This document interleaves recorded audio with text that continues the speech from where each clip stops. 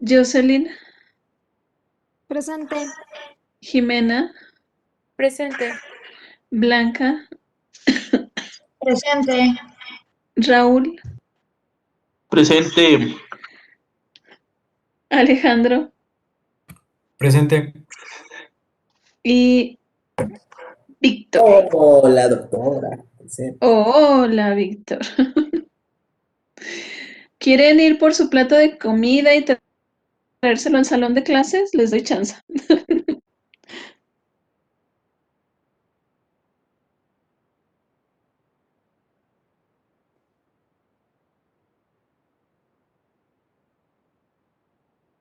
Cinco quince, comenzamos.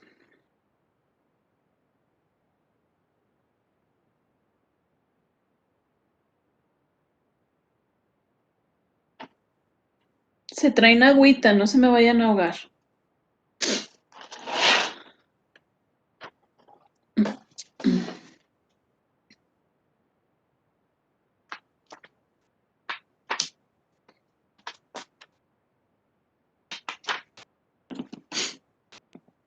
Ay, Dios mío.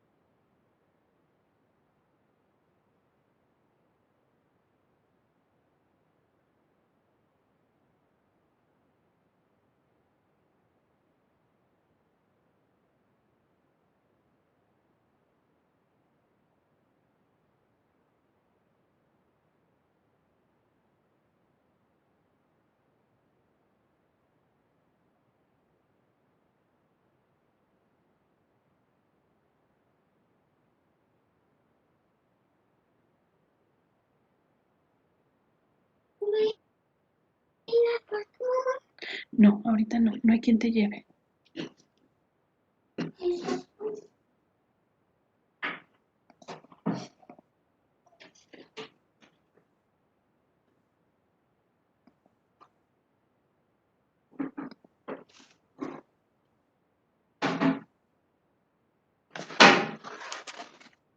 ¿Ya regresaron?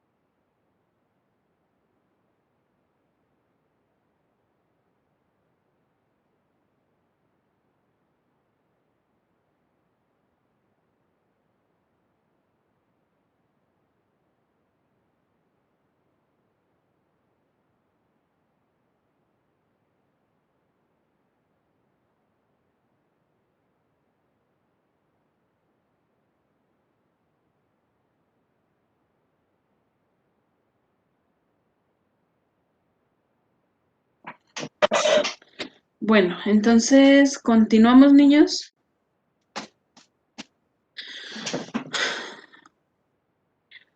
¿Qué fue lo que vimos la clase pasada?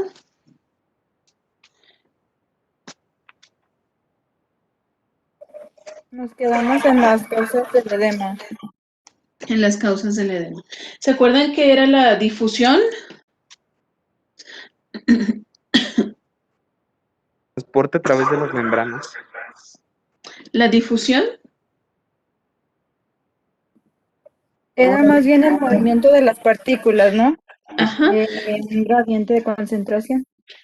A lo largo de un gradiente de concentración. ¿Y la ósmosis? Ahora sí, Fernando.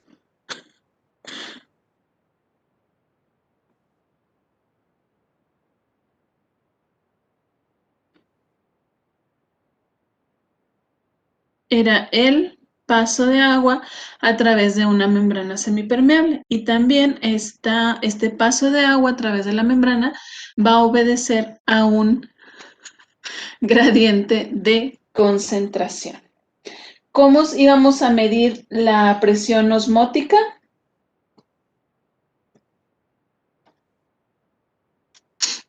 ¿Viste? ¿Cómo vamos a medir esa presión osmótica?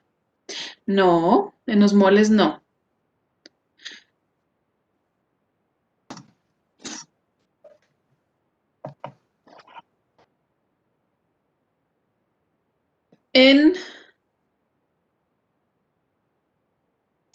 No.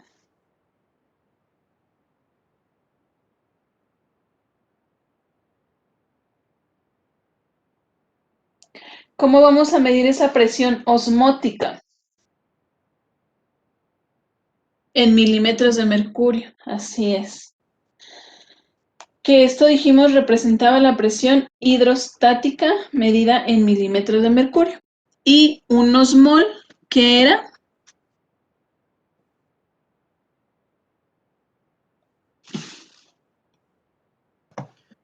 Era el peso molecular de un gramo de una sustancia que no se difunde y que no está ionizada. Así es. El equivalente de un gramo de sustancia, ¿verdad? De una sustancia determinada que no se difunde y no está ionizada. ¿Se acuerdan que teníamos partículas que iban a ser osmóticamente activas? Y esas partículas osmóticamente activas, ¿cuáles iban a ser?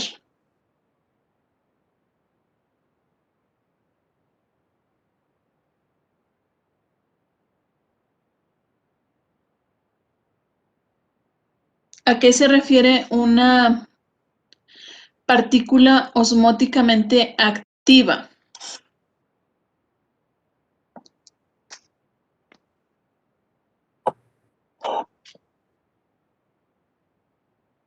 Fuerza de atracción, bueno, de atraer agua. Es la fuerza que ejercen para atraer líquido hacia ellas. Y, ¿qué más vimos? Que era un líquido hipotónico.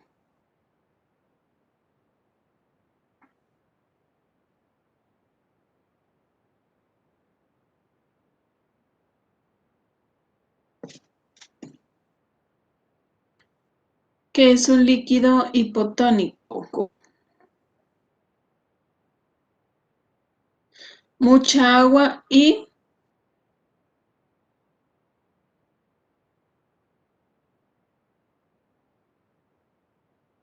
Es que más bien se refiere a la concentración, ¿no, doctora? Para poderlo decir. así es, que es una solución hipotónica.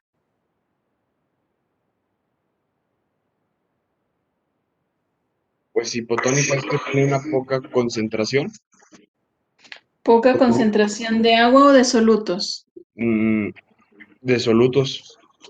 ¿Y qué hace en la célula? ¿Qué efectos tiene una solución hipotónica? Pues supongo que entra agua, ¿no? Causa la hemólisis. Así es, hace que la célula aumente su tonicidad, se hinche o se dilate. ¿Y las soluciones hipertónicas qué efecto tienen en las células? Lo contrario, la deshidrata. Deshidrata la célula porque hay una mayor cantidad de la hacen pasita, porque hay una mayor cantidad de solutos fuera de la célula y eso hace que ocurra salida de líquido de la célula. ¿En dónde estaba contenida la mayor parte del agua corporal total? Líquida intracelular. En el intracelular, que es el equivalente al aproximadamente 40%. del Líquido corporal total. peso corporal. ¿Y el otro 20%? Al extracelular. Al extracelular. Así es. ¿Cuál era el líquido transcelular? El de cavidades pleurales y el líquido cefalorraquídeo. Y los líquidos cefalorraquídeos. Así es. Muy bien, niños, muy bien, ya están hechos para el examen.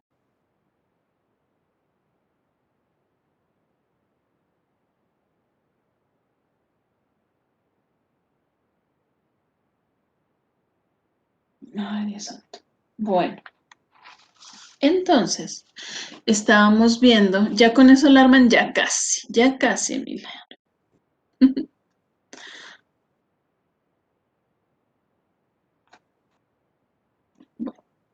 Entonces veíamos que el edema era el aumento de líquido en el tejido intersticial.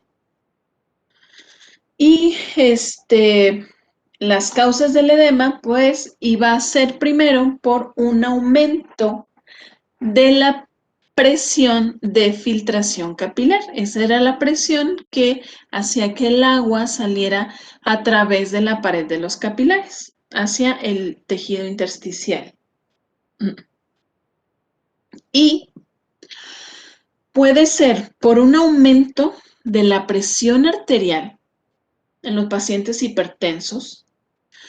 Puede ser también por una menor resistencia al flujo a través de los esfínteres precapilares. ¿Se acuerdan que en el lecho vascular capilar teníamos unos esfínteres que nos iban a regular el paso de las arterias hacia las venas? Aquí estos van a tener una mayor resistencia. Entonces va a ser mayor el esfuerzo de la presión para tratar de que la sangre vence esa resistencia y hacer pasar la sangre a través del capilar hacia la vénula.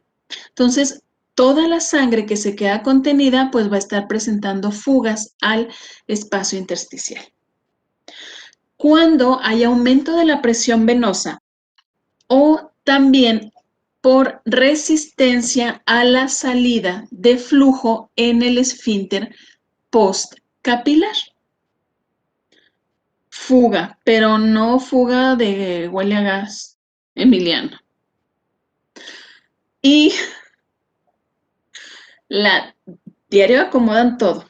Y la distensión capilar también, o el ensanchamiento de los capilares, cuando hay aumento del volumen vascular, como por ejemplo en un caso de la insuficiencia cardíaca congestiva, en donde falla la acción del corazón como bomba y eso hace que se acumule líquido en lo que es la circulación de baja presión.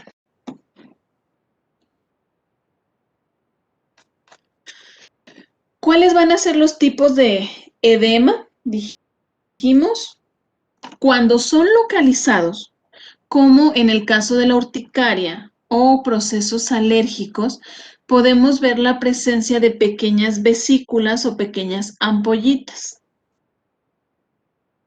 Luego, esas ampollas se van uniendo y nos forman abones, que son como tortas que se ven de coloración roja en la piel, tiene una forma más o menos ovalada. Y la formación de estos abones o urticarias es por la liberación de histamina y también mediadores inflamatorios. Este tipo de respuesta se da por acción de la inmunoglobulina E. Y aquí van a actuar, por ejemplo, los eosinófilos y los mastocitos. Cuando el edema afecta todo el cuerpo, que pueden ser zonas declives o zonas no declives, se le llama anasarca a este tipo de edema generalizado. Y aquí la causa pues va a ser aumento del volumen vascular, también como en la insuficiencia cardíaca congestiva. La segunda causa del edema va a ser una reducción de la presión osmótica coloidal capilar. ¿Se acuerdan ustedes cuál era la presión osmótica dentro de los capilares?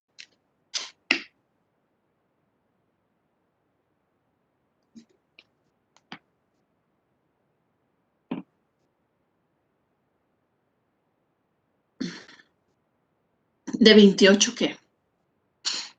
Milímetros de mercurio.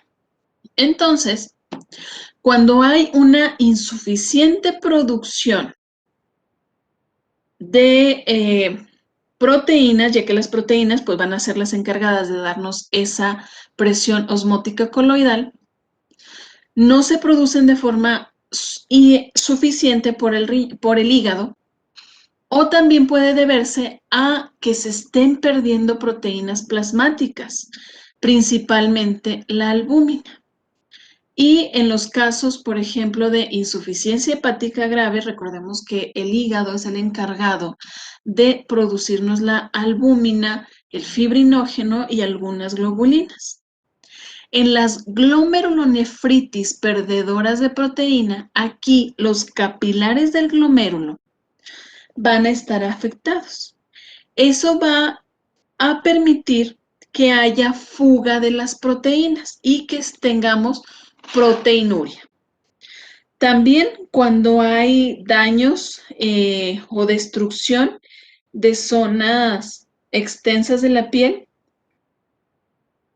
y este tipo de edema se va a presentar. No, Fernando, los fenestrados son capilares que tienen espacios entre las células endoteliales y esos tipos de capilares fenestrados los vamos a encontrar alrededor de las glándulas endocrinas, que pues los espacios van a permitir que las hormonas que nos producen las células endocrinas estén depositándose directamente hacia los capilares.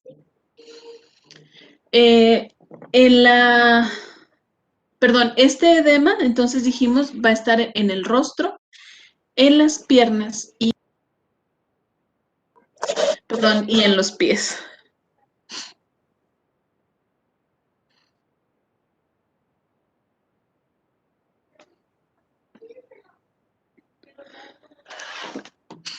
La tercera causa en la que se puede presentar el edema es por aumento de la permeabilidad capilar. Cuando dijimos aumentan esos poros entre las células endoteliales o que puede haber un daño en la integridad de la pared de los capilares, va a haber pequeñas fugas. Entonces, ese líquido se va a estar tirando constantemente y nos va a formar acumulación en el tejido intersticial. Además de la fuga de líquido a través de esos daños de la pared capilar, vamos a tener también la fuga de proteínas plasmáticas hacia el espacio intersticial. Entonces, en lugar de tener una presión menor en el espacio intersticial, va a aumentar la cantidad de proteínas y eso va a hacer que el agua de los capilares se filtre o se fugue hacia el tejido intersticial. En las quemaduras también se puede presentar este tipo de lesiones de aumento de la permeabilidad capilar. En la congestión capilar, y esa congestión puede ser también por inflamación cuando se liberan una gran cantidad de citocinas, interleucinas, en el endotelio. Eso hace que también aumenten los espacios intercelulares y haya fuga de líquido y de proteínas. Y también en algunas respuestas de tipo inmunitario. También que puede ser asociado a esas respuestas inmunitarias con la liberación de mediadores inflamatorios. Otra de las causas de edema es en el caso de obstrucción del flujo linfático. En los pacientes que tienen algún tipo de cáncer, hacen cirugías en donde extraen también los ganglios linfáticos. Entonces, eso compromete el flujo de la linfa y se produce acumulación de agua o de líquido en el espacio intersticial. Recordemos que también los linfáticos, una de sus funciones era el transporte de proteínas. Entonces, al no haber ese drenaje de proteínas, pues también nos va a aumentar de manera secundaria la presión osmótica coloidal del tejido intersticial. Cuando tenemos una afectación directa en los vasos linfáticos, por ejemplo, en una linfadenitis, que es la inflamación o una infección en los vasos linfáticos, se le conoce como linfedema.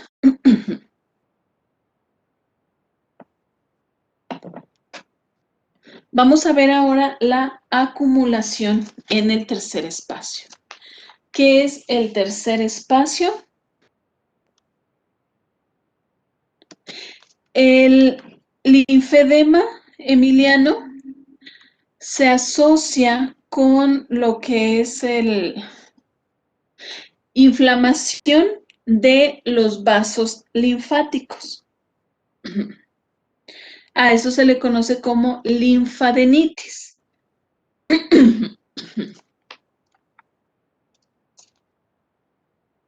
Doctora, yo no entendí muy bien, al igual esa parte. ¿Qué no se supone que el edema se da en el espacio intersticial? Entonces, ¿cómo? Va a haber un edema donde las vías linfáticas van a estar llenas y esto va a hacer que se jale al intersticio, ¿o cómo? ¿Te acuerdas que había fuerzas que controlaban la entrada y la salida de líquidos hacia el espacio intravascular? A pesar de todas esas presiones,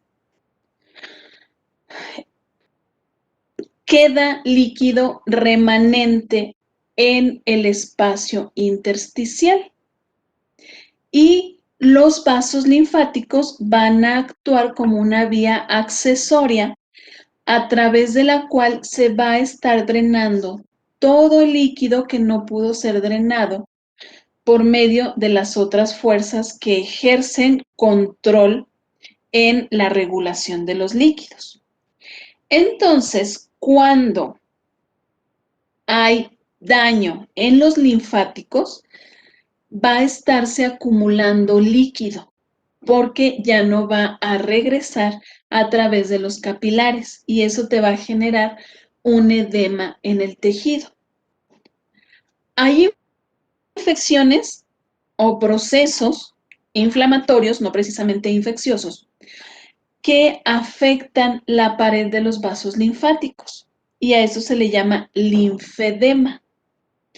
Entonces, también los linfáticos, aparte de llevarse agua, cuando tenemos un proceso inflamatorio, se liberan citocinas, se liberan proteínas y estas también se van a través del sistema linfático. Como están quedando también proteínas ahí en este intersticio, nos va a aumentar de cierta forma lo que es la presión osmótica en el intersticio. Y esas proteínas van a jalar agua, aumentando el edema que ya de por sí se está dando por esa falta de linfáticos. ¿Sí, Fernando?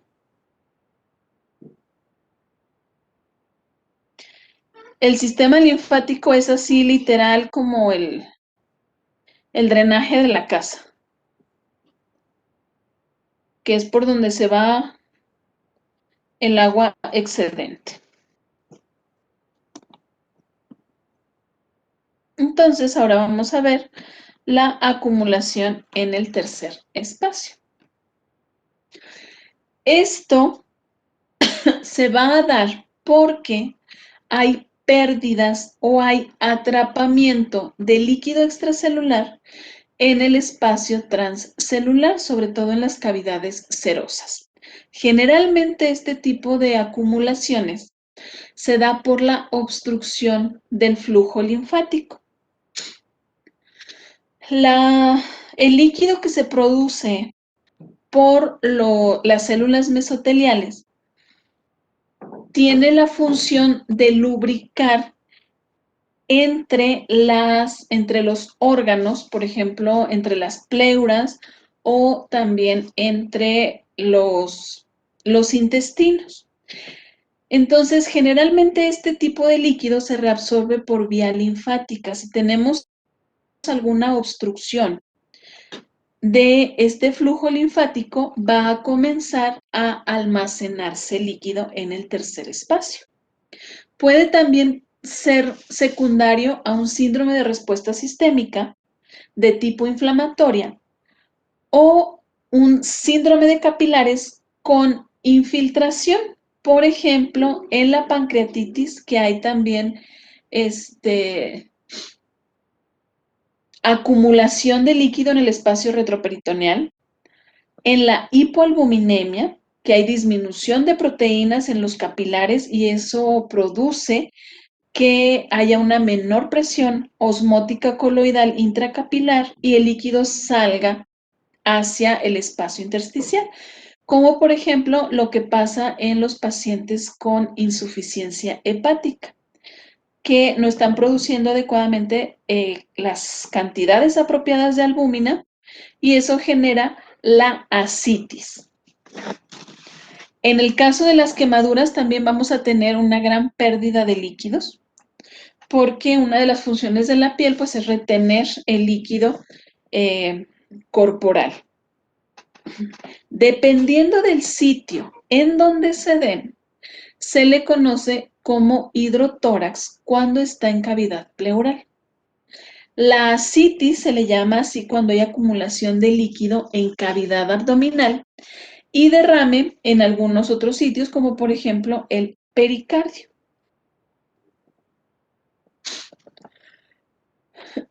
Este líquido puede tener varias características. Puede ser líquido únicamente ceroso, que se ve como agua, o puede tener también productos de procesos inflamatorios, como puede ser la pus.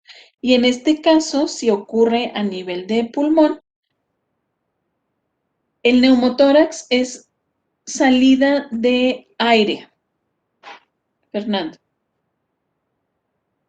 Es cuando se poncha el pulmón y sale aire hacia el tórax. Cuando el derrame ocurre en pleura asociado a una inflamación aguda que tiene pus, vaya, se le conoce como empiema. Los derrames también pueden ser de tipo hemorrágicos, como se ven a veces en las lesiones neoplásicas. El contenido del agua corporal tiene varios mecanismos a través de los cuales mantiene un equilibrio.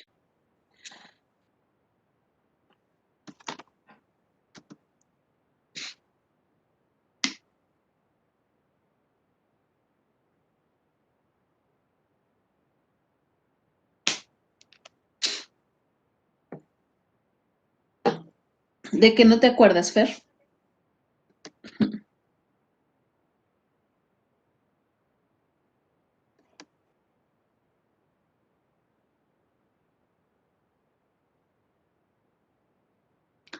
Derrame pleural.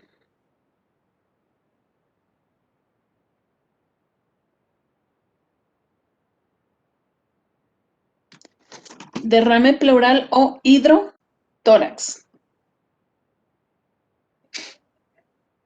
En el pericardio es derrame pericárdico. Cavidad abdominal es ascitis.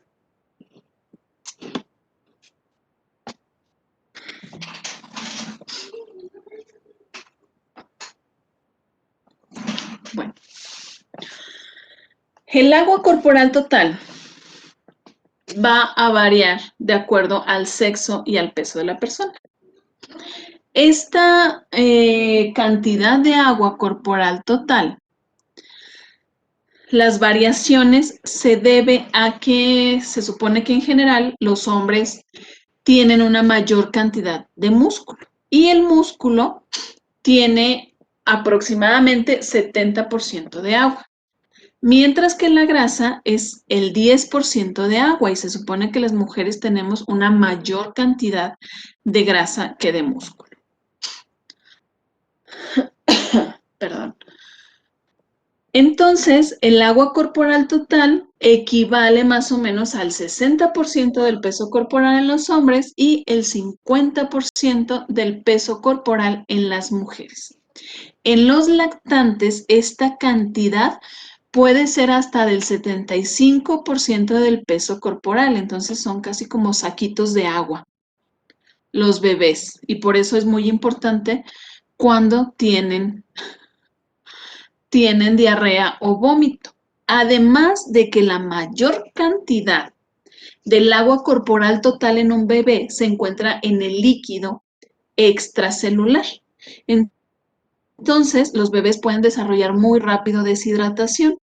Para cuando tengan sus hijos, se preocupen que tienen chorro, o diarrea o vómito. Entonces, ahí hay que estar reponiendo continuamente con soluciones, el suerito vida oral, esas pérdidas exacto, como tiene una gran cantidad de agua, de hecho, el hundimiento de la fontanela es un signo muy importante de la deshidratación en los niños.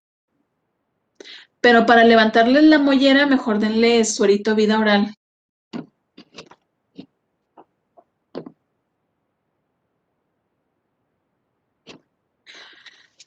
Hay una cantidad de orina que se produce diariamente, independientemente de que estemos ingiriendo la cantidad recomendada de agua, que es de 2 litros.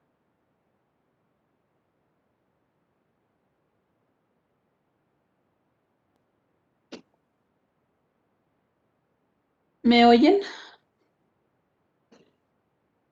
¿Sí me escuchan? Ah, ok. Es que luego me parece que tengo problemas de reconexión. Me dio un zap, Emiliano, ya. Me reinicié. Bueno. Ese gasto urinario es necesario para eliminar todos los productos del metabolismo y es aproximadamente de 300 a 500 mililitros por día. Entonces vamos a tener ganancias y pérdidas de líquido todos los días. Las ganancias van a estar principalmente de lo que tomamos, de la ingesta de agua que tenemos. Vamos a estar obteniendo aproximadamente 1000 mililitros. En los alimentos también vamos a poder absorber agua y más si comemos lechuga. Este es aproximadamente de 1300 mililitros. Lechuga, jícama, pepino, sandía, por ejemplo. Y hay otra parte de agua que se está produciendo dentro del organismo, producto de la oxidación. ¿Qué es la oxidación? ¿De dónde viene esa agua de la oxidación? De las mitocondrias, doctora, de la cadena de transporte de electrones, supongo. ¿Por qué? ¿Qué pasa en la mitocondria? Pues se liberan ciertas moléculas como hidrógeno y oxígeno como resultante del proceso del metabolismo. Sí, se libera agua, como dice Bernal. O sea, incluso en la respiración es cuando estamos también sacando agua. ¿Cómo se llama? Pero esa es una pérdida, la de la respiración. Pero ¿cómo se llama ese proceso que se da en la mitocondria? ¿Glucólisis? No. Respiración celular. Ajá. ¿O cuál ciclo se da en la mitocondria? El ciclo del ácido cítrico. Del ácido cítrico, el ciclo de Krebs o el ciclo de Cori. Entonces de ahí estamos también obteniendo parte de agua, que pues es una pequeña cantidad, como 200 mililitros. Entonces, el total de nuestra ingesta o de nuestra ganancia diaria de líquidos es aproximada de 2.500 mililitros. Pero también experimentamos pérdidas, como la novia, el novio, así también perdemos agua. Y esta pues va a ser principalmente en la orina, que si no hay ninguna situación o ninguna alteración puede ser de 1500 mililitros. Y también hay pérdidas insensibles, como ustedes ya me mencionaban, a través del pulmón porque se produce vapor de agua durante la respiración y eso también, ese vapor de agua sirve para humedecer el agua que inhalamos. Sobre todo aquí en Aguascalientes que hay mucha tierra y luego todos estamos riníticos.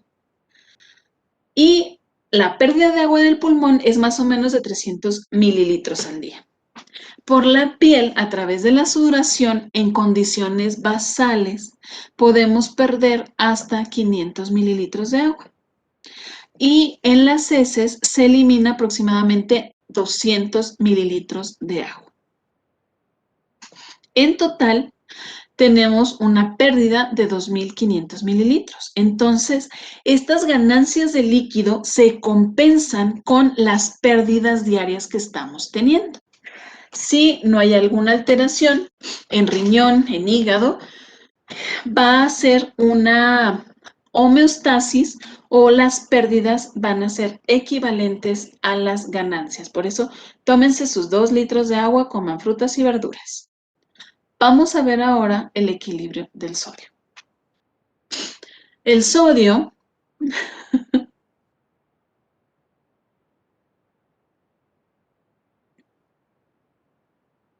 si tomamos más agua de lo que excretamos, primero te vas a diluir y luego puedes tener edema.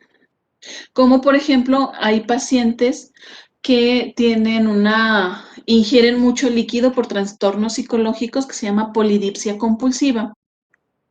Y ahí los pacientes toman y toman y toman y toman y toman y toman agua. Entonces se sobrehidratan, se diluyen y van a caer a un estado hipoosmolar.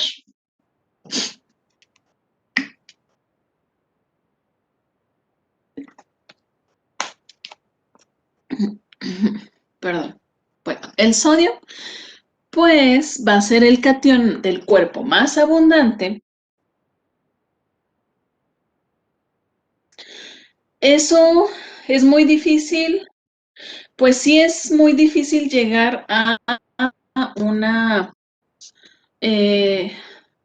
a un estado hipotónico cuando no tenemos daño renal, porque conforme vamos ingiriendo líquidos, el riñón y el sistema renina-angiotensina-aldosterona va a estar haciendo un feedback que va a evitar precisamente que caigamos en un estado hipotónico. Bueno, entonces el sodio es el catión más abundante y está aproximadamente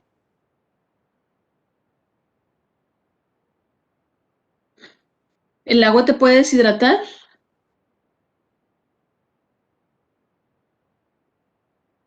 Explícame por qué, Fernando. Híjole, a ver si no la riego. Estás, bueno, entonces que lo explique Vita, Vita sabe.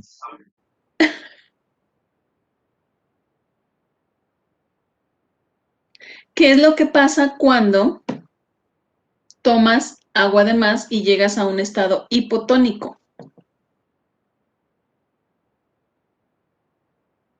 Fer, Pues vas a hacer una jalada de líquidos a nivel renal y vas a estar orinando, orinando, orinando y en un cierto punto. Yo lo sé porque pues antes veía muchos compañeros míos que hacían un culturismo y por ejemplo se retacaban de cantidades enormes de sal, que ponían mucha sal, como hasta 5 o 6 gramos de sal al día y luego tomaban mucha agua y se deshidrataban. Y por ejemplo, cuando la gente toma agua del mar es lo que pasa, o sea, por ósmosis vas sacando y vas sacando y en un punto te deshidratas. La misma agua puede ser que te deshidrates. y aparte que los fisicoculturistas muchas veces usan, ¿qué usan? Diuréticos No, ¿qué para más tener usan? la piel más pegada al músculo. Esteroides. Esteroides. Por eso quieren el Así es. pilín tiquito. Utilizan esteroides. Entonces eso también contribuye a todos estos tipos de desórdenes. Mucho cuidado, niños, mucho cuidado. No se vayan al gimnasio y hagan 3 o 4 horas de spinning o de CrossFit o esas cosas extremas. ¿Por qué? Porque no están habituados y si no toman agua suficiente van a caer en una rhabdomiólisis, una acidosis también láctica y eso les puede ocasionar daño renal y una insuficiencia renal aguda. Entonces, mucho cuidado también con el ejercicio. No se emocionen. ¿Qué otra cosa? Si quieren estar así súper hinchados, no se anden metiendo cosas. Porque luego se meten proteína, creatinina o creatina, no sé qué, L-carnitina y bla, y esteroides. Y lo que terminan haciendo es terminar muchísimo más flaquitos porque van a hacer una insuficiencia renal. Entonces, si se van a meter cualquier cosa para ponerse todos musculosos, como mi novio el Wolverine, por favor, vayan con un médico del deporte. Después del anuncio parroquial y del regaño, continuamos. Entonces, puro tecito. ¿Té de qué, Manuela? Porque luego también hacen té de cada cosa. De ruda con chocolate y clavo. Ándale, pues. ¿Ves? No. También le están promocionando como que es la maravilla y la neta del planeta. No, o sea, tiene indicaciones muy precisas, no es para todo, ni para todos. Porque causa daños neurológicos. Así es, causa neurodegeneración. Entonces, a sus 40 años van a tener un cerebro de un paciente de 70 años con atrofia de la corteza. Bueno, entonces, sodio, 60 miliequivalentes por kilo de peso corporal. Eso es más o menos lo que contenemos en nuestro bello cuerpecito. La mayor parte, ¿dónde va a estar? En el líquido extracelular, porque dijimos que era uno de los iones que ejercían mayor fuerza osmótica, junto con el cloro y el bicarbonato. Y en el líquido intracelular, pues va a haber una menor cantidad que va a ser de 10 a 14 miliequivalentes por litro. Este sodio se va a transportar de afuera para adentro de la membrana a través de la bomba de sodio-potasio ATPase. Y esta bomba va a actuar sacando 3 iones de sodio y intercambiándolos por 2 iones de potasio. El sodio nos va a regular el volumen de líquido extracelular. Eso es porque ejerce presión. ¿Qué? ¿Qué tipo de presión ejerce? Osmótica. Muy bien. Presión osmótica. Entonces, pues nos va a regular ese volumen extracelular, porque es ahí en donde se contiene la mayor parte del sodio. ¿Ya le podemos cambiar, pequeñitos?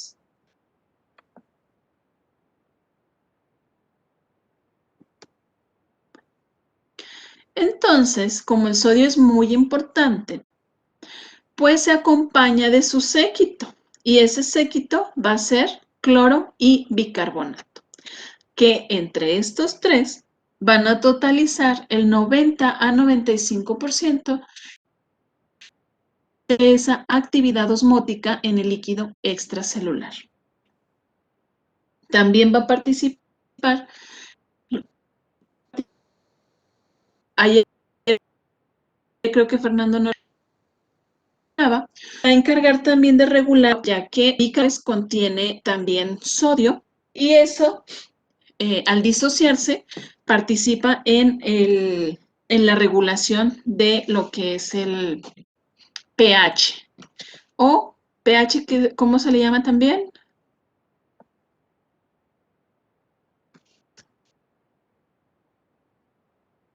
¿Qué es el pH? Potencial de hidrógeno. Muy bien. Todos asistían a sus clasecillas de bioca. Sí.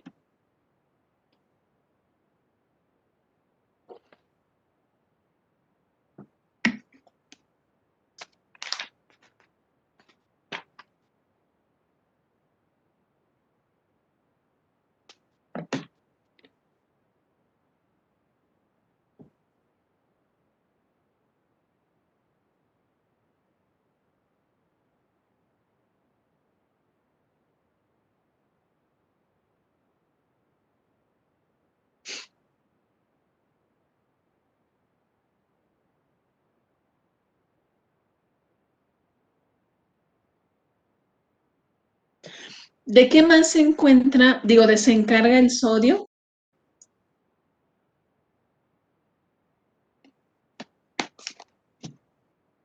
¿Alguien se acuerda qué otra función? Despolarización y repolarización, junto con, bueno, ya incluyendo el potasio, obviamente. Es un ion que transporta corrientes.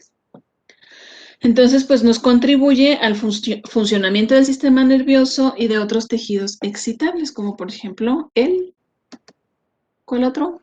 Neuronal, Neuronal. muscular, bueno, casi todos, ¿no? Pues todos. Casi todos los que tienen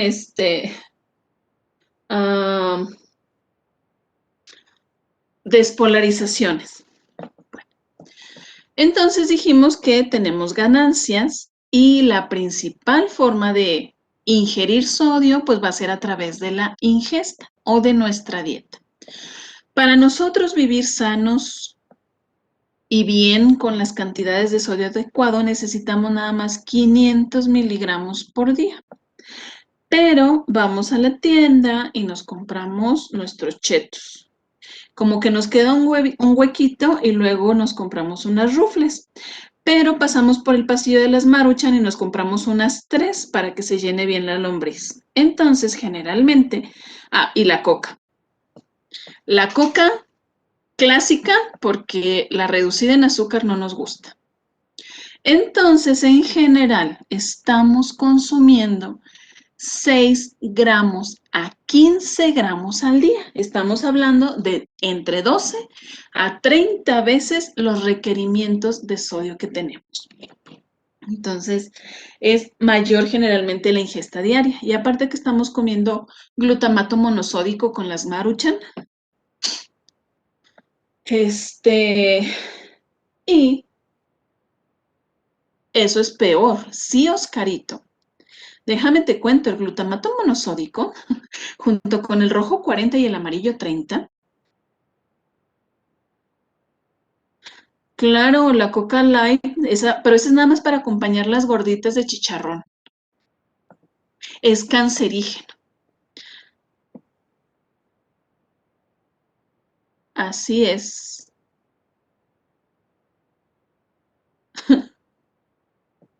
Gracias, Fer. El punto extra, siempre peleándote punto extra. Oscar, te voy a sacar de la reunión, ¿eh? Bueno, tenemos pérdidas. ¿En dónde se da la principal?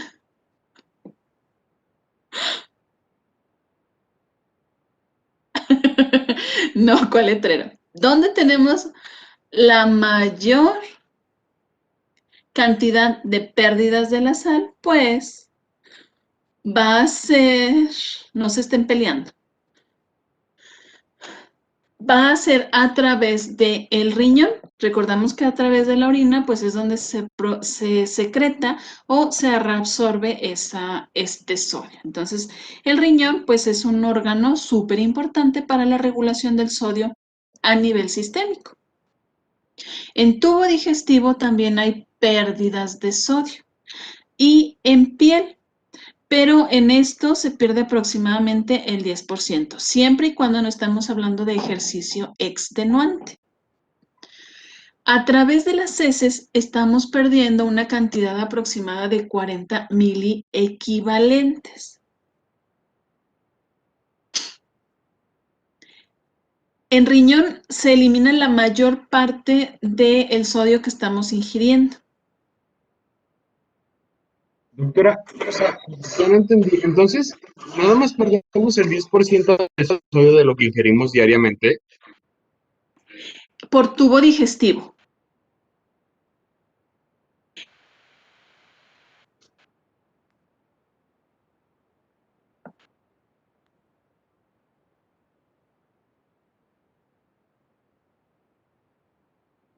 A las pérdidas, el 10%.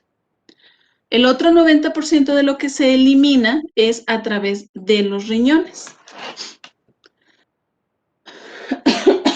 Perdón. Hay situaciones o enfermedades, por ejemplo, en la diarrea, el vómito, cuando los pacientes tienen fístulas, que una fístula es una conexión anómala y ese tipo de fístulas podemos verlas, por ejemplo, en los pacientes de Crohn o los pacientes posquirúrgicos, donde ocurre una fuga de líquido que se está produciendo a nivel intestinal.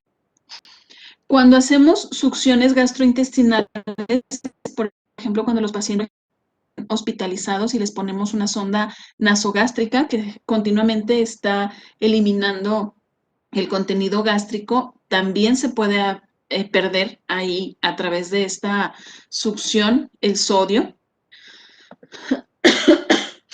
Y estas son algunas de las patologías que pueden aumentar la pérdida de sodio a través del tubo digestivo. En glándulas sudoríparas también se secreta sodio a través del sudor. El sudor es un ultrafiltrado de la sangre, similar a lo que ocurre en el riñón, que la orina pues es un ultrafiltrado de la sangre, también el sudor. Y cuando nosotros nos salimos a mediodía a hacer ejercicio en plena luz del sol, en el verano, va a ocasionar una sudoración profusa.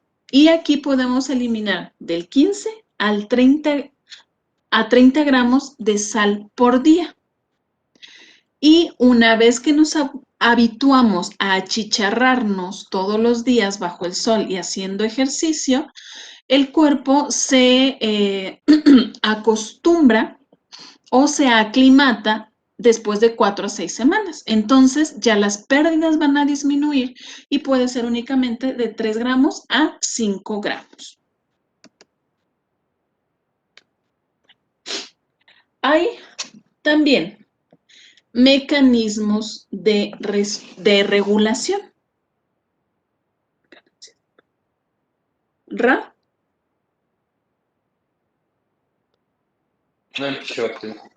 ¿Mandé?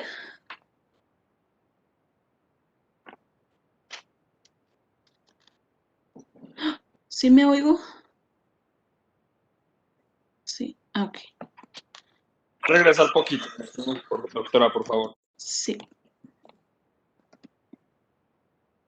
Doctora, ¿se imagina que un tratamiento para los pacientes con enfermedad renal crónica, las glándulas sudoríparas, pudieran incentivarse de manera genética que tuvieran el mismo proceso que tienen las nefronas? No se puede. ¿Qué cosas dices, Fernando? Es que mi imaginación es muy grande. Eso es bueno. Imagínate, ya está la terapia de CRISP. Entonces, en un día a otro, igual y hasta se hace alterar ahí el ADN de las glándulas sudoríparas y que fueran tan eficientes.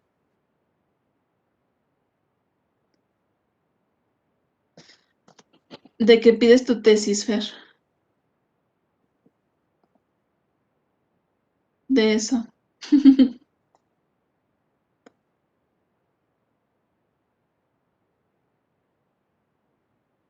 Muy bien. Bueno, algún día. No, sí me acuerdo. Yo espero que un día te acuerdes de mí cuando llegue de viejita a urgencias, de más viejita a urgencias y estés tú.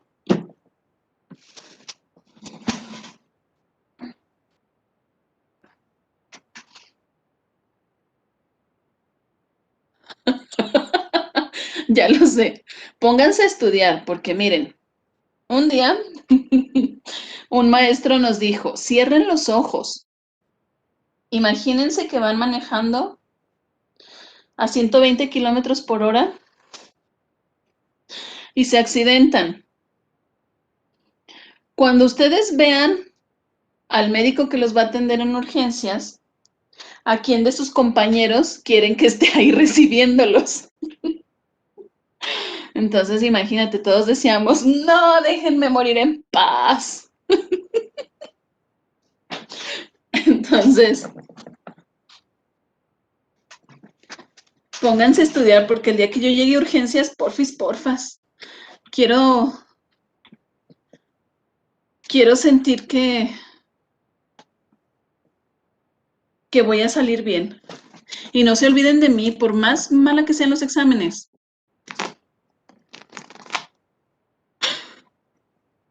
Me tratan bien, porfis. Bueno. Va a ser su venganza.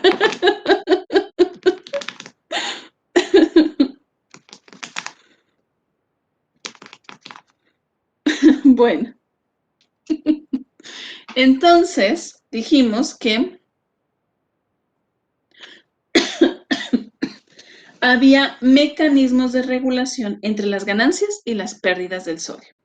El principal regulador de este equilibrio va a ser la conservación del volumen circulante efectivo. ¿Eso qué es? El volumen que se requiere para que los vasos contengan una cantidad apropiada de sangre que les permita llevar la sangre oxigenada hacia los lechos capilares.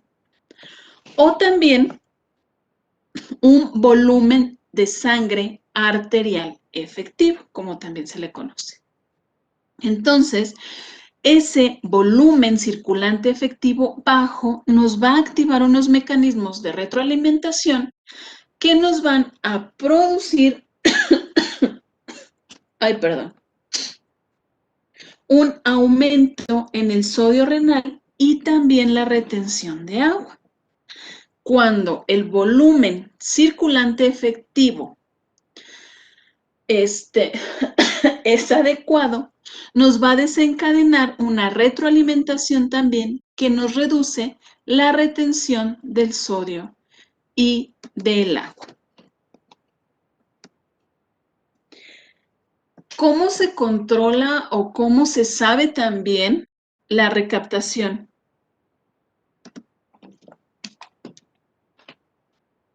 La recapitulación, La recapitulación dijo que creo que eran con las acuporinas, con los barracorreceptores y con el sistema yuxtaglomerular. Así es. Entonces, ¿cómo se dan cuenta las arterias y las venas de la circulación baja que ese volumen circulante efectivo es el apropiado? Pues resulta que tenemos unas células especiales distribuidas ahí en lo que es la aurícula y las venas pulmonares. Estos sitios se llaman, o este tipo de células se conocen como varoreceptores, que forman parte del sistema nervioso. Los varoreceptores tienen la capacidad de percibir el estiramiento o la dilatación en la pared de los vasos. Y esa dilatación pues va a estar inducida a la presión que ejerce la presión sistólica. En el lado de la baja presión, que es de la circulación de corazón hacia pulmones, pues vamos a estar viendo que los varoreceptores están localizados en las aurículas y en los grandes vasos pulmonares. Y estos son sensibles a la plétora o al llenado o la expansión. En el otro lado, tenemos el sistema de alta presión, que eso es del corazón hacia la circulación sistémica. ¿Cuál es el primer punto? El arco aórtico. Ahí vamos a encontrar varoreceptores y también en el seno carotídeo.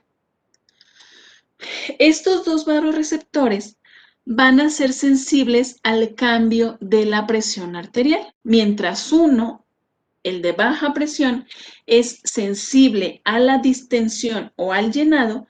En el lado de la alta presión va a responder a los cambios de la presión sistémica. Y esto les va a permitir saber si el contenido de los vasos es el adecuado. Y luego van a activar otros sistemas para regular o para compensar las alteraciones que estén teniendo. Entonces, nuestros varoreceptores, cuando detectan cambios en el llenado o cambios en la presión sistólica, van a activarnos el sistema simpático. El sistema simpático nos va a ajustar el índice de filtración glomerular. También la velocidad de la filtración del sodio en sangre. Regula la reabsorción de sodio en los túbulos renales y también nos va a liberar una enzima que se produce en las células yuxtaglomerulares que se llama renina. Y esta actúa en el sistema renina-angiotensina-aldosterona. Tenemos también el péptido natriurético auricular. Este péptido está contenido en el espacio. Los dos, Fernando, el de alta y de baja presión.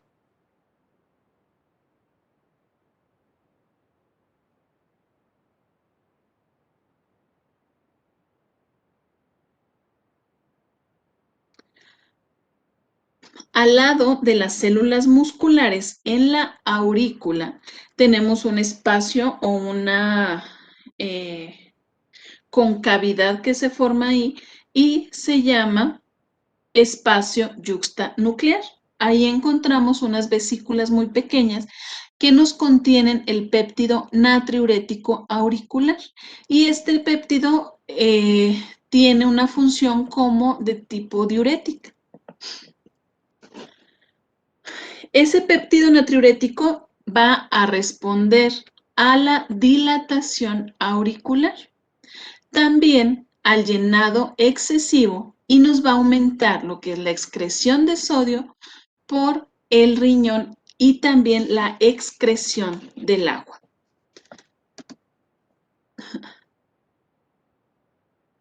Y las acuoporinas, esas están reguladas por otra hormona. Así es, la vasopresina, ¿viste?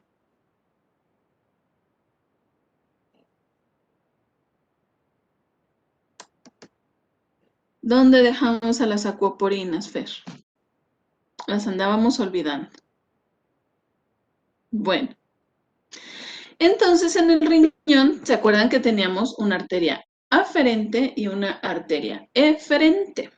En la arteriola aferente, estas van a responder a los cambios en la presión arterial.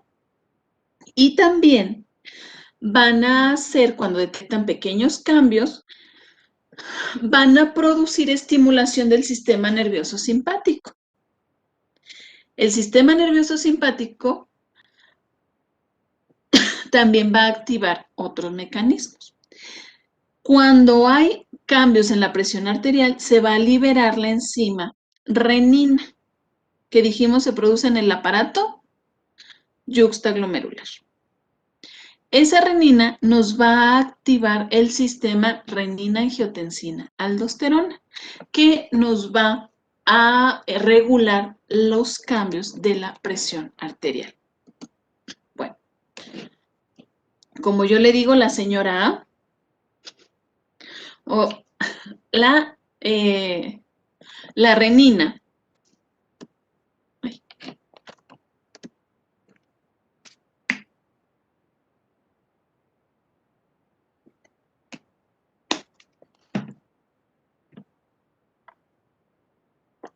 Este tema lo odio y lo amo cada vez que lo leo.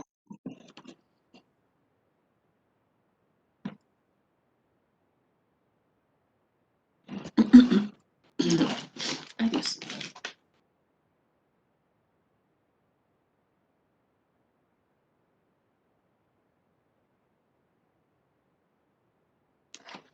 Bueno, entonces dijimos que la enzima renina se libera del riñón.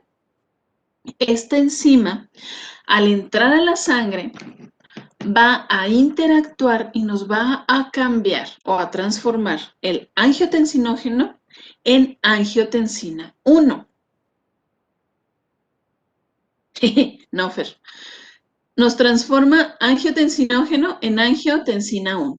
Este es como todo un sistema de dimes y diretes, donde todas las comadres se activan y empiezan a hacer cosas. Bueno, luego, en los pequeños vasitos del pulmón, la enzima convertidora de angiotensina o ECA nos va a transformar angiotensina 1 en angiotensina 2. Anuncio parroquial. Los receptores de la enzima perdón, sí, de la enzima convertidora de angiotensina es a través de los cuales ingresa el COVID. Por eso los pacientes hipertensos desarrollan una enfermedad más grave y también a los pacientes que les dan inhibidores de la enzima angiotensina pueden, al estar disminuyendo el medicamento esos receptores, la célula trata de compensarlo y producir más receptores. Entonces, también es otro medio a través del cual entra el COVID. El COVID se fija o entra a la célula a través de los receptores de la enzima convertidora de angiotensina, Fer.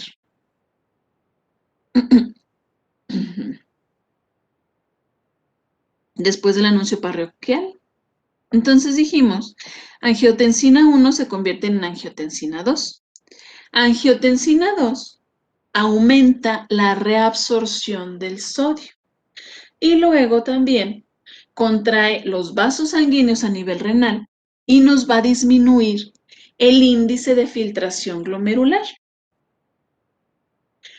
Va a disminuir también a su vez el flujo sanguíneo renal y nos filtra menos sodio y se va a estar reabsorbiendo. Entonces, este es un mecanismo de regulación.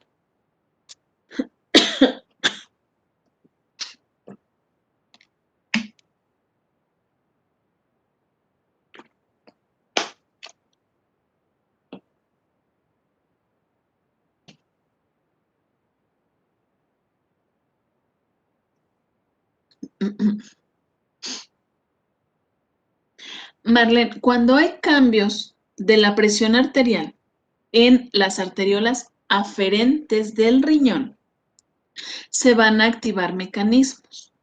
Estos van a hacer estimulación del sistema nervioso simpático y la liberación de renina. Befer, me avisas cuando llegues. La renina, que es una enzima, se va hacia el torrente sanguíneo y se va a encontrar con el angiotensinógeno.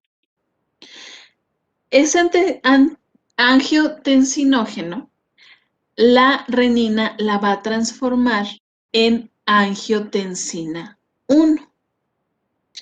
Luego, la enzima convertidora de angiotensina, que es otra enzima que está en los vasos pequeños del pulmón, nos transforma angiotensina 1 en angiotensina 2. La angiotensina 2 nos va a causar una reabsorción del sodio y también contrae los vasos sanguíneos renales. Al contraer los vasos sanguíneos del riñón, hace que la sangre circule de forma más lenta. Al circular más lenta, va a disminuir la cantidad de sangre que se está filtrando y también al haber menor flujo sanguíneo, se va a estar filtrando una menor cantidad de sodio, a la vez que se va a estar reabsorbiendo en los túbulos renales.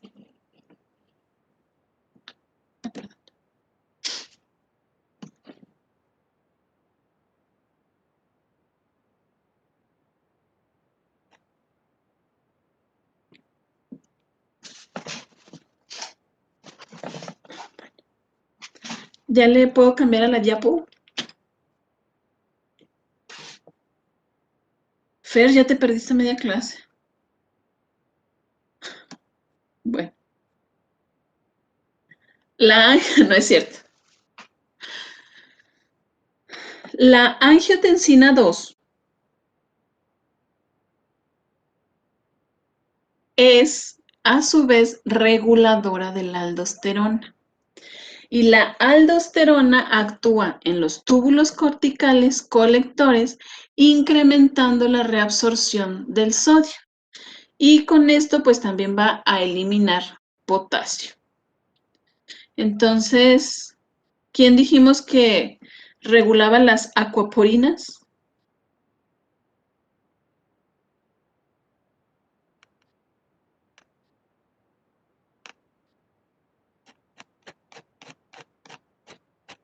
La vasopresina. Bueno.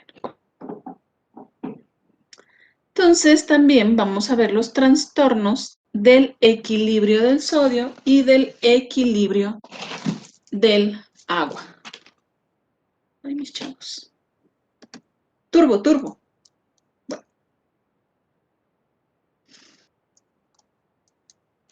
Hay dos categorías de este tipo de trastornos, que va a ser el primero, contracción o expansión isotónica del volumen extracelular. Eso quiere decir que no vamos a tener déficit en la cantidad de solutos. Y también tenemos la dilución hipotónica o hiponatremia, que es la disminución del sodio en el líquido extracelular. Podemos también tener concentraciones hipertónicas, que es cuando aumenta el sodio y se le llama hipernatremia. Y este es ocasionado por cambios en el agua extracelular.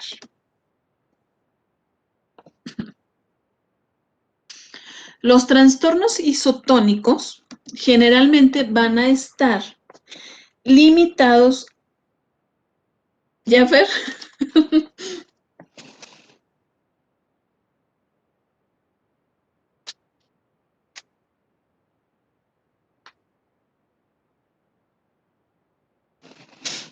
Ay, Dios mío. Mencionábamos las alteraciones isotónicas, están confinados al líquido extracelular y nos van a originar disminución del volumen del líquido. O también pueden generarnos expansión, que es el aumento del volumen de estos líquidos, tanto del líquido intersticial como el líquido vascular.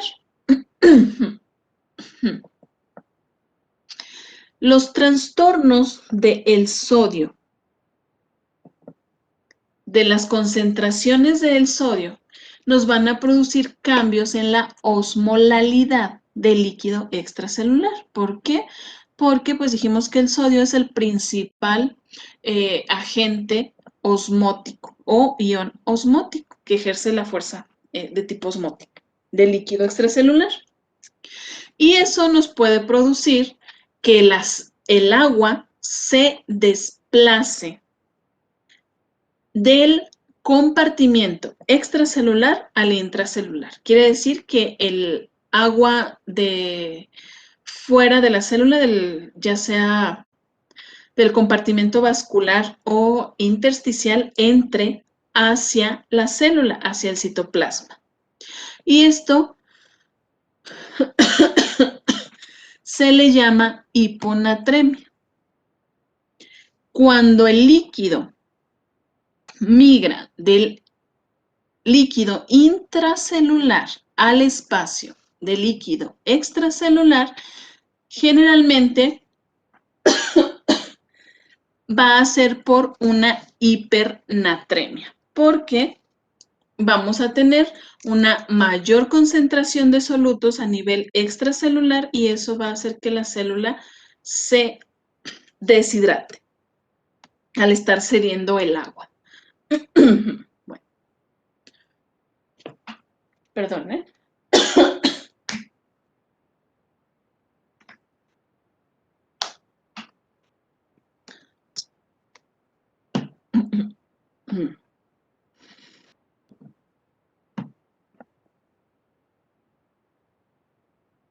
Listo. Entonces, tenemos que cuando hay un déficit de volumen líquido isotónico, ocurre una reducción del líquido extracelular y en el volumen de la sangre circulante. Entonces va a haber una reducción del volumen. Ese término de déficit del volumen isotónico lo vamos a utilizar para diferenciar un tipo de déficit de líquido en donde hay pérdidas proporcionales de sodio y agua, donde estamos perdiendo los dos. Lo vamos a diferenciar de un déficit de agua y el estado hiperosmolar asociado con la hipernatremia.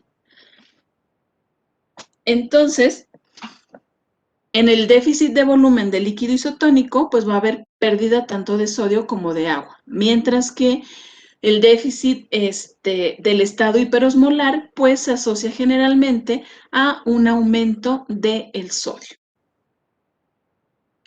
Cuando se compromete demasiado el volumen sanguíneo circulante, se le conoce como hipovolemia, y la hipovolemia pues tiene manifestaciones clínicas propias.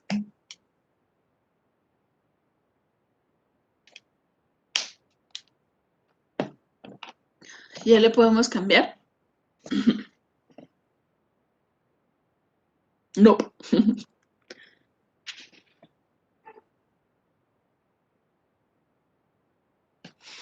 Ay, Fer, es que luego si les paso las diapos, no estudian del libro. Y cuando... No, pero es que sí lo estudiamos. Nos hace Kahoot para que vean. Y Nada más para... cuando... Así está bien. Sí, o sea, sí, nada más pásenmelas. Pero sí estudiamos. Promise. Y cuando hago el examen, agarro el libro. Sí, de los dos, doctora. No les creo. Créame. Somos bien honestotes. Bueno. Entonces, ¿cuándo vamos a utilizar este término de déficit de volumen de líquido isotónico? Pues es cuando tenemos pérdida de sodio y pérdida de agua. Esto es distinto cuando hay un déficit de agua y tenemos un estado hiperosmolar. El último se relaciona con el aumento del sodio de líquido extracelular. Entonces es distinto el estado hiperosmolar con hipernatremia del déficit de volumen isotónico. Porque en el isotónico, pues la cantidad de solutos y la cantidad de agua que se pierde es similar. ¿Sí, Marlene?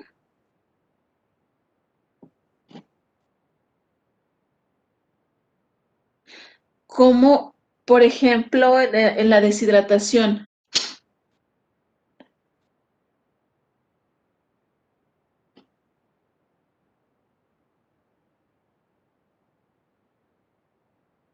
Entonces, ¿qué nos va a causar ese déficit de volumen?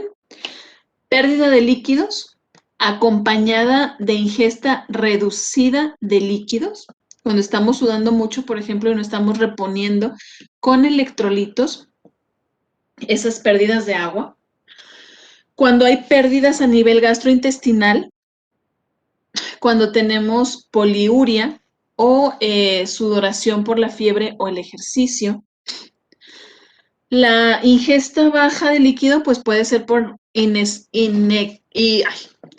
inaccesibilidad al líquido. Es como cuando, por ejemplo, se van a explorar el Cerro del Muerto, no llevan su contenedor del topper y se deshidratan porque no tienen acceso al líquido.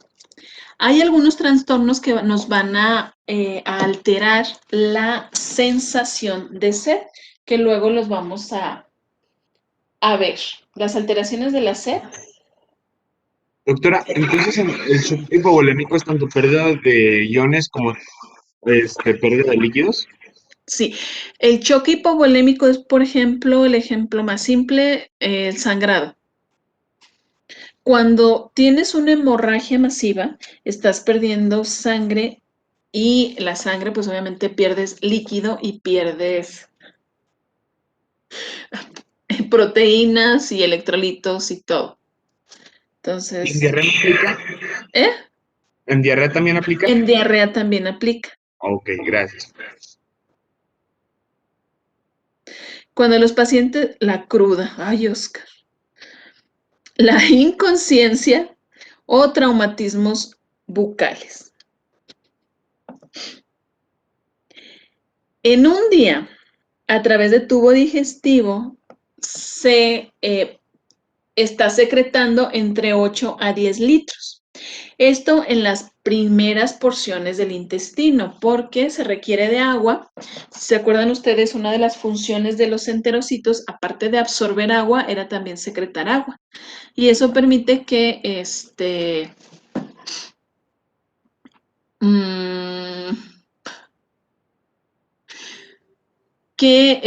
de alguna forma facilita lo que es la digestión. Este líquido se va a reabsorber a nivel de ilion terminal y de colon. Al final se van a eliminar entre 150 mililitros a 200 mililitros de agua por día.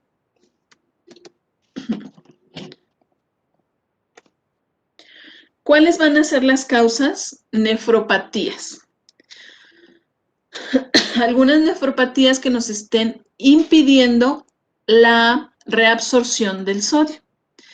La diuresis osmótica o el uso de diuréticos. La diuresis osmótica se da sobre todo en los casos de hiperglucemia. La glucosa en la orina impide que se reabsorba agua porque la glucosa tiene un efecto, así es cuando sobrepasa el umbral, Fernando. ¿De cuánto es el umbral? Si se acuerdan, la glucosa... De 200, más de 200, doctora, creo. No recuerdo. No, la verdad no, pero si era más o menos eso de aproximado. Mañana no, el jueves me lo dices. ¿Cuándo los veo? El miércoles. Ay, Dios santo, hasta el miércoles.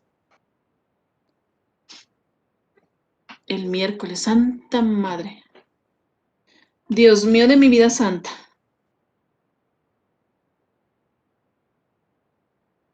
Sí, la glucosa termina por dañar los capilares del glomérulo porque hay una acumulación en la membrana basal de un material que se llama como amiloide y termina dañando el capilar y disminuyendo su capacidad de filtración. Entonces, la glucosa dijimos que era una molécula osmóticamente activa y era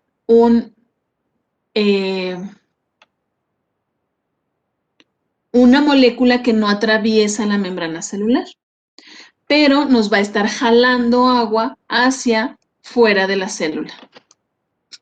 180 miligramos. Gracias, Fernando. ¡Qué eficiencia! Bueno. La enfermedad de Addison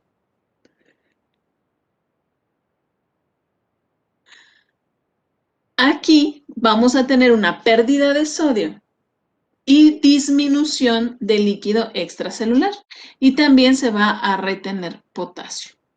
La sudoración excesiva o en los casos de daño en la piel. Tenemos también pérdidas hacia el tercer espacio, que esta puede ser una de las causas de ese déficit de volumen isotónico, como es en el caso de los derrames. Clínicamente, ¿qué vamos a ver? Sed. Si el paciente no tiene alteraciones, va a presentar sed, adelgazamiento, va a disminuir su peso por el déficit del volumen. Vamos a tener un efecto compensatorio del riñón. Esto es que van a disminuir la cantidad de orina que se está eliminando. Va a haber un deterioro en la regulación de la temperatura porque también la sudoración va a disminuir. Los eritrocitos y el BUM se van a concentrar. Esto es porque pues va a disminuir el líquido intravascular y eso nos va a hacer que el hematocrito pueda verse aumentado. Los ojos hundidos es algo que podemos ver en los pacientes deshidratados y la turgencia de la piel. Si ustedes se hacen un pellizquito pequeñito en la mano, su piel va a regresar a la normalidad en unos pocos segundos. Cuando los niños están deshidratados, sobre todo los lactantes, estamos hablando de un déficit de volumen de líquido isotónico.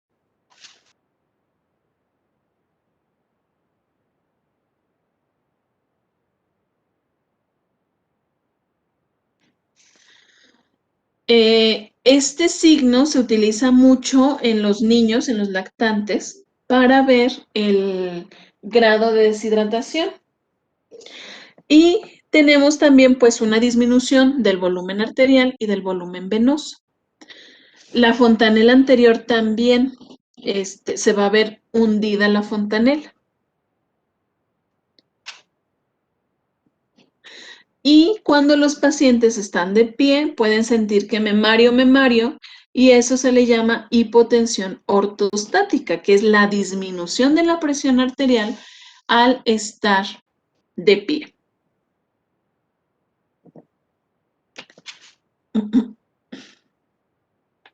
Muy bien, chicos. Entonces, Santa Madre del Creador.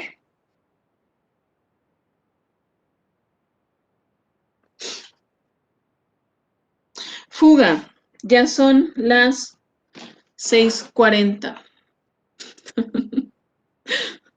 ¿Cómo me hacían enojar con fuga?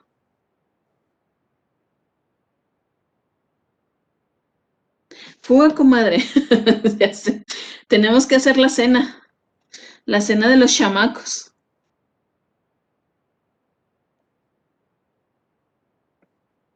La cena, las tareas, mandar las evidencias de los huercos.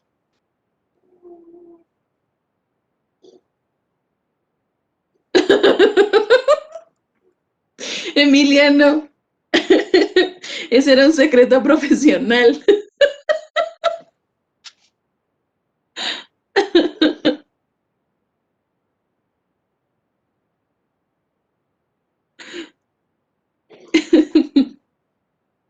Ay, mis chamacos, qué cosas.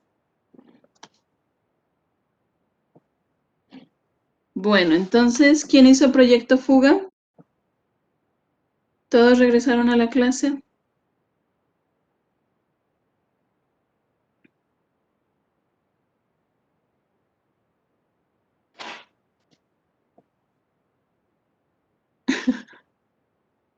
Tú pero regresaste. Muy bien, entonces...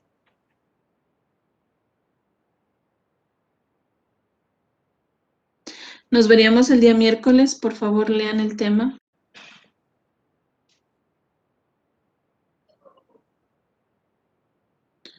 Le paso luego las recetas, coma.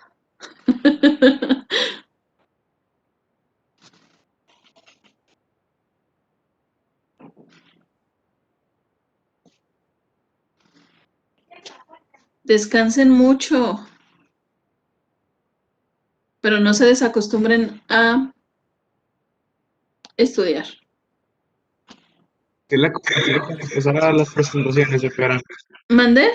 Sí la convencí de que nos pasara las presentaciones, doctora. Ahorita no se las venimos manejando. Ándele. De buenos jóvenes que somos, en especial el joven Vite que sigue conectado. Ay, el joven Vite, ya sé. ¿Cómo los extraño? Las clases Sí, presenciales. ¿Mande? Doctor, así entre nosotros.